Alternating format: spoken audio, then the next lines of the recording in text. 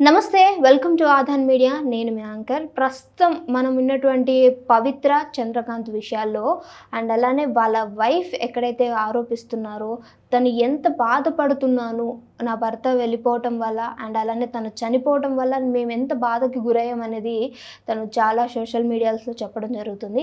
అయితే ఈ విషయం గురించి మాట్లాడటానికి నేను మనోజ మేడంని అయితే పిలిపించేశాను. మనందరికీ తెలిసిన వారే.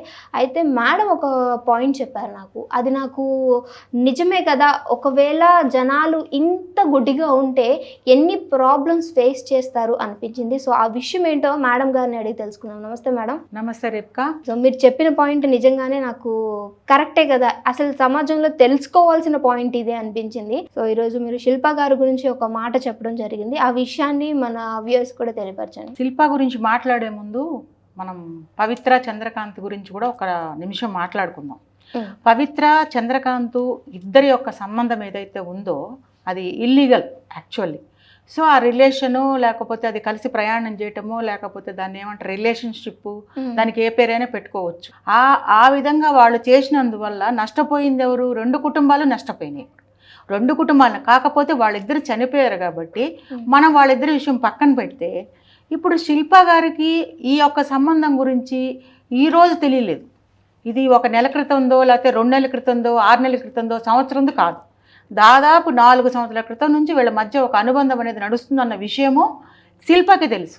అలాంటప్పుడు శిల్ప స్టార్టింగ్లోనే అబ్జర్వ్ చేసి ఎందుకు నిలదీయలేదు? నిలదీసి ఇలా పబ్లిక్లోకి కనుక పెట్టుంటే కొంతవరకు ఆమెకు న్యాయం జరిగేదేమో కదా. ఎందుకంటే శిల్ప కూడా బాగా చదువుకున్న అమ్మాయిని నేను విన్నాను. ఒక హెచ్ఆర్గా కూడా పనిచేసింది. హస్బెండ్కి ఆ టీవీ ఛానల్కి పోవడానికి తను హెల్ప్ చేసిందని కూడా నేను విన్నాను. ఇంత సపోర్ట్ చేసే అమ్మాయికి ఆ విషయాన్ని పబ్లిక్లోకి తీసుకొచ్చి నిలదీసేటువంటి అధికారం ఉండదా? హస్బెండ్ ఈ విధంగా చేస్తాడని తెలుసు కదా. ఈ 4 సంవత్సరాలు అంత ఓర్చుకోవాల్సినటువంటి అవసరం ఏమొచ్చింది? ఇప్పుడు ఎక్కడైనా అమ్మాయి ఇలాంటి అన్యాయాలు జరిగినప్పుడు మనుషులు కూడా ఏం చేయాలంటే కుటుంబాల్లో తన భర్త లాంటి వాడో తెలుస్తుంది భార్యకి, భార్య లాంటిదో భర్తకు తెలుస్తుంది. తెలిసినప్పుడే స్టార్టింగ్లోనే ఇష్యూని ఖండించకపోతే ఇది ఇలా ఏమైంది, ఒక జీవితాలనంతా కూడా అంతం చేసేసింది. ఇప్పుడు బేసికల్గా నష్టపోయింది ఎవరు? శిల్ప పిల్లలు నష్టపోయారు, శిల్ప నష్టపోయింది, శిల్ప ఆడపడుచు ఒక అన్నను కోల్పోయింది, శిల్ప తల్లిదండ్రులు ఒక కొడుకును కోల్పోయారు. ఇదంతా అవడానికి కారణము పరోక్షంగా కూడా శిల్ప కారకురాలు అయింది కదా. ఫస్ట్లోనే నిలదీసి ఉంటే ఈ యొక్క ఘోరం జరిగి ఉండేది కాదు. దట్టు నేను ఇంతకుముందు వీడియోస్లో కూడా చెప్పాను. ఒకసారి హస్బెండ్ అంత రిలేషన్లో ఉన్న అమ్మాయి యాక్సిడెంటల్గా చనిపోయినప్పుడు ఆ అబ్బాయి ఇంటికి వచ్చి ఒక డిప్రెషన్లో ఉన్నాడు. 10 మంది పెద్ద మనుషుల మధ్య కూర్చోబెట్టి ఇది నీ కరెక్ట్ కాదురా, ఇప్పటికైనా మించిపోయింది లేదు, నువ్వు వచ్చేయి అని చెప్పారు. అయితే ఆ అబ్బాయి అట్లాంటి డిప్రెషన్ స్థితిలో ఉన్నప్పుడు వీళ్ళందరూ ఆ అబ్బాయికి కంటికి రెప్పలా కాసుకోవాల్సినటువంటి పరిస్థితి అది. అలాంటి వాడు బయటికి వెళ్తానని ఒంటరిగా వెళ్తున్నప్పుడు వదిలేశారు అబ్బాయిని. కావాలని వీళ్ళు పొమ్మని చెప్పలా. కాకపోతే వెళ్తున్నప్పుడు వీడు ఎక్కడికి వెళ్తున్నాడు, వీడు మానసిక పరిస్థితి బాగలేదు, హెడ్ ఇంజరీ అయ్యింది, తలకు కట్టుకట్టుకొని ఉన్నాడు, చేతికి కట్టుకట్టుకొని ఉన్నాడు. ఇలాంటి వాడు బయటికి వెళ్తే ఏమైనా జరుగుతుందనేటువంటి ఆలోచన భార్యకి రాలేదా? తండ్రికి రాలేదా? తల్లికి రాలేదా? కొడుకు బతికే ఉన్నాడు కదా, తల్లికి తెలుసు కదా కొడుకు వచ్చాడని, పవిత్ర చనిపోయిందని చెప్పాడు కదా. అలాంటప్పుడు శిల్ప కూడా భర్తని కంటికి రెప్పలా కాసుకొని ఉంటే ఈరోజు చంద్రకాంత్ సూసైడ్ చేసుకొని ఉండేవాడు కాదు.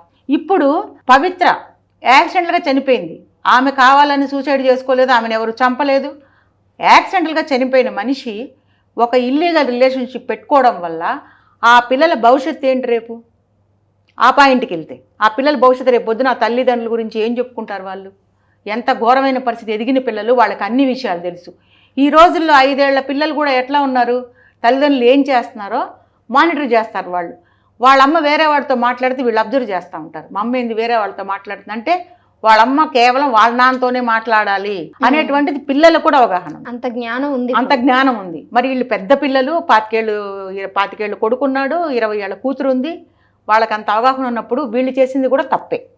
ఇలా శిల్ప కూడా ఏం ఆలోచించాలి, నాకు చిన్న బిడ్డలు ఉన్నారు, ఈ విషయాన్ని నేను స్టార్టింగ్లోనే ఖండిస్తే నా భర్త దారిలో పడతాడన్న విషయాన్ని కొంచెం లోతుగా ఆమె అడిగి ఉంటుంది. ఇక్కడ ఒకటి అంటే వాళ్ళు ఏమైనా పరువు గురించి ఆలోచించవచ్చు అనుకోవచ్చు కదా. అదే ఫేమ్లో ఉన్న వ్యక్తి గురించి ఏదైనా బయట చెప్తే ఆ అబ్బాయికి ఏమైనా ఇబ్బంది అవుద్దని శిల్ప ఆలోచించిందేమో అని అనుకుంటున్నా. ఏదేమన్నా కానీ అమ్మ, కుటుంబ వ్యవస్థ కన్నా ఇంపార్టెంట్ అయింది ఏది కాదు. ఈ ఫీల్డ్ కాకపోతే ఇంకో చోటకి వెళ్తాడు. ఆ ఉద్యోగం కాకపోతే ఇంకోటి చేసుకుంటాడు. కానీ ఈరోజు ఏమైంది, ఫ్యామిలీలు 2 డిస్టర్బ్ అయిపోయింది. ఫ్యామిలీలు 2 అంటే అది వదిలేద్దాం, పవిత్ర గురించి వదిలేద్దాం, ఆమెకి యాక్సిడెంట్ అయింది, ఆ కుటుంబం అట్లా అయింది. ఇప్పుడు ఈ అబ్బాయి చందు వాళ్ళ ఇంట్లో శిల్ప అన్యాయం అయిపోయిందా, బిడ్డలు అన్యాయం అయ్యారా, వాళ్ళ తల్లి అన్యాయం అయిపోయిందా? తల్లి అన్యాయం అయింది కదా. మరి కొడుకు అంతగా సంపాదించే కొడుకు ఉన్నాడంటే వాళ్ళకి ఎంత ధైర్యం ఉండేది. ఈరోజు కొడుకు చనిపోయాడు, మరి వాళ్ళకెంత వెళ్తూ ఉంటుంది ఆ కుటుంబానికి. వాళ్ళ అన్నదమ్ముడు చనిపోతే ఆ చెల్లెలకి ఎంత బాధ ఉంటుంది.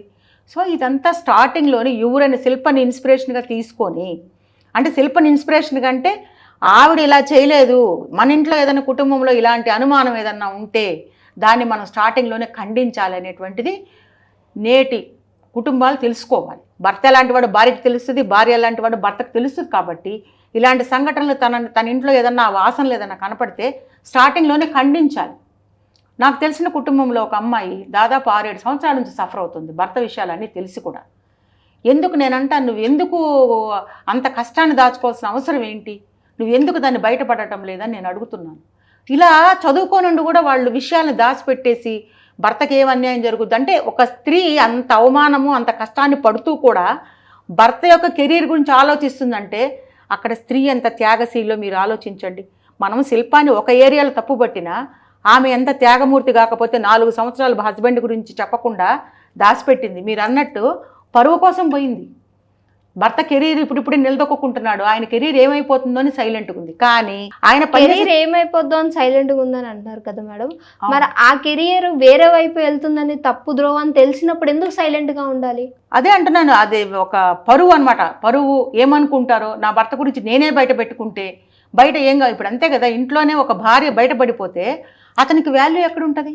ఆ పరంగా శిల్ప ఆలోచించిందేమో అనిపిస్తోంది. ఒక పక్క ఆమె తప్పు చేసింది అనిపిస్తోంది, ఎందుకంటే స్టార్టింగ్లోనే ఖండించాలి. రెండోది, భర్త ఒక రిలేషన్షిప్లో ఉన్నటువంటి ఒక అమ్మాయిని కోల్పోయి దుఃఖంలో ఇంటికి వచ్చినప్పుడు ఆ అబ్బాయిని మానిటర్ చేసుకోవాల్సింది, ఎక్కడ పోతున్నాడు ఏంటి అని. కనీసం ఆ టైంలో నన్ను ఆ అబ్బాయిని కాపాడుకొని ఉంటే ఈరోజు చందు చనిపోయి ఉండేవాడు కాదని నేను అంటున్నాను. ఓకే, ఖచ్చితంగా బతికుండేవాడు. ఆ అబ్బాయి వెళ్ళిపోయాడు ఒంటరిగా. ఇంట్లో అడిగారు, అడిగి వదిలేశారు, వస్తాడులే అడిగిపోతాడు అనుకున్నారు. కానీ ఆ అబ్బాయి మెంటల్ కండిషన్ బాగలేదన్న విషయం వీళ్ళకి తెలుసు. 2 రోజుల తర్వాత నేను చచ్చిపోతానని కూడా అబ్బాయి చెప్పాడు. ఆ విషయాన్ని ఎవరు సీరియస్ తీసుకోవాలి. అదేమైపోయింది, చివరికి నిజమైపోయింది.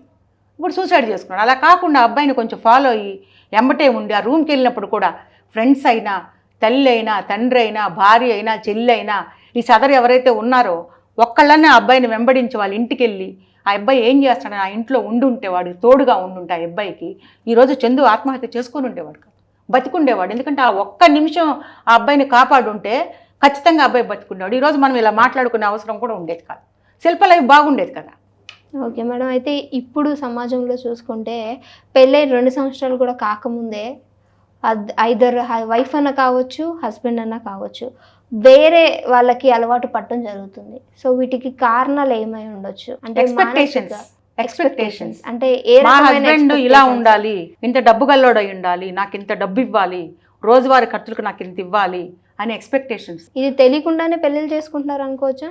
చేసుకుంటారు, ముందు తెలుస్తుంది, అంటే ఊహించుకుంటారనమాట. బాగా డబ్బున్నాడు, వీడి దగ్గర బాగా పైసలు ఉంటాయి, లేకపోతే వీడు ఫారిన్లో సంపాదిస్తున్నాడు, లేకపోతే వీడు దుబాయ్లో ఉన్నాడు, వీడి దగ్గర బాగా డబ్బు ఉంటుందని చెప్పి ఆశపడి వస్తారు. హస్బెండ్ ఏమనుకుంటాడు, ఏదో కాస్త ఫైనాన్షియల్గా పెళ్ళాం దగ్గర నుంచి ఏదైనా వస్తే తిందాము అని ఈడు చూస్తాడు. ఈ ఎక్స్పెక్టేషన్స్ ఎప్పుడైతే ఫుల్ఫిల్ కావో డిస్ప్యూట్స్ స్టార్ట్ అవుతాయి. ఈ అమ్మాయి అనుకుంటుంది, నేను హాయిగా కాలు మీద కాలేసి ఇంట్లో కూర్చుంటాను, వీడు నాకు డబ్బులు ఇవ్వాలి, నన్ను తిప్పాలి, నన్ను షికార్లు తిప్పాలి, నేను ఎక్కడ కావాలో నాకు నన్ను పంపించాలి, తీసుకెళ్ళాలి, నా ఇష్టం వచ్చినట్టు నేను ఉండాలి. స్వేచ్ఛ, అధిక స్వేచ్ఛను కోరుకోవడం వల్ల, ఆడవాళ్ళు ఎక్కువ అధిక స్వేచ్ఛను కోరుకోవడం వల్ల, ఎక్కువ డబ్బు కావాలని కోరుకోవడం వల్ల హస్బెండ్ అది ఫుల్ఫిల్ చేయలేని కేసులు విఫలమవుతున్నాయి. భార్య నుంచి ఏదో వస్తుందని ఎక్స్పెక్ట్ చేసినటువంటి భర్తలు ఉండడం వల్ల భార్యల నుంచి అది రానప్పుడు భర్తలు కూడా భార్యలను దూరం చేసుకునేటువంటి అవకాశాలు ఉంటున్నాయి. సో ఈ 2 సైమల్టేనియస్గా అటునుంచి ఇటు ఎక్స్పెక్టేషన్స్ వచ్చినా ప్రాబ్లమే, ఇటు నుంచి అటు ఎక్స్పెక్టేషన్స్ వచ్చినా ప్రాబ్లమ్. సో మనకి ఎంతవరకు కావాలో అంతవరకు మనం బ్రతకాలి, మనకు ఉన్నంత వరకు మనం సంతోషంగా నా భర్తతో నేను గడపాలి, లేకపోతే నా భార్యతో నేను గడపాలి అనుకుంటే తప్ప ఎవరు హ్యాపీగా ఉండలేరు. ఆ డ్రీమ్స్ ఎప్పటికీ ఫుల్ఫిల్ కావు, ఆ కుటుంబాలు ఎప్పుడు నిలబడవు. సో మేడం, ఇలాంటి రిలేషన్స్ వల్ల పిల్లలపైన ఎలాంటి ప్రభావం చూపించవచ్చు? ఖచ్చితంగా చూపిస్తుంది. తండ్రి తప్పు చేసినా కూడా రేపు పొద్దున ఏమంటారు, ఇదిగో మీ నాన్న ఇలాంటి వాడు, మీ నాన్నకి ఎవరితో ఒక ఇల్లీగల్ రిలేషన్షిప్ ఉండేది, దానివల్ల మీ అమ్మ ఇంత నష్టపోయిందని తండ్రికి ఏమన్నా చేసినా అంటారు, తల్లి చేసినా కూడా చూడు మీ అమ్మ ఎవరితోనో ఫ్రెండ్షిప్ చేస్తుంది, ఆమె లైఫ్ ఇలా ఉందని చెప్పి పిల్లల మీద ఆ ఎఫెక్ట్ చాలా పడుతుంది. వాళ్ళ మెంటల్ కండిషన్ కూడా దెబ్బతినే అవకాశం ఉంది. వాళ్ళ చదువు పరంగా వాళ్ళ చదువు కూడా దెబ్బతినేటువంటి అవకాశం చాలా ఉంది. అందుకే నేను చెప్తున్నాను ఈరోజు ఫ్యామిలీస్కి, మీరు కరెక్ట్గా ఉండకపోతే ఏ ఇల్లీగల్ రిలేషన్షిప్స్ పెట్టుకున్నా సరే మీ మగవాళ్ళు కానీ ఆడవాళ్ళు కానీ ఆ ఎఫెక్ట్ పిల్లల మీద ఉంటుంది. కాబట్టి చాలా జాగ్రత్తగా ఉండాలి. మీరు వేసే ప్రతి అడుగు కూడా ఆ ప్రభావము ఆ ఎఫెక్ట్ మీ పిల్లల మీద ఖచ్చితంగా పడుతుంది అని నేను చెప్పదలుచుకున్నాను. సో చాలా జాగ్రత్తగా ప్రవర్తించాలి. మనం ఏం చేసినా కూడా మన పిల్లలు మనల్ని బాగా అబ్జర్వ్ చేస్తూ ఉంటారు. సో అబ్జర్వేషన్ ఉంటుంది కాబట్టి మనం వాళ్ళకి రోల్ మోడల్స్ లాగా మనం బతికితే తప్ప ఈ సమాజంలో వాళ్ళకి మంచి పేరు అనేది ఉండదు పిల్లలకి. సో మనం ఎలా బతుకుతామో మన పిల్లలు కూడా అదే బాటలో ఉంటారు. సో థ్యాంక్ యూ మేడం, మంచి ఇన్ఫర్మేషన్ ఇచ్చారు. సో చూసారు కదా ఇవాళ వీడియో. సో ఇంకొక మంచి సమాచారంతో మీ అందరి ముందుకు వస్తాం. అప్పటి వరకు చూస్తుండండి ఆదాన్. నమస్తే.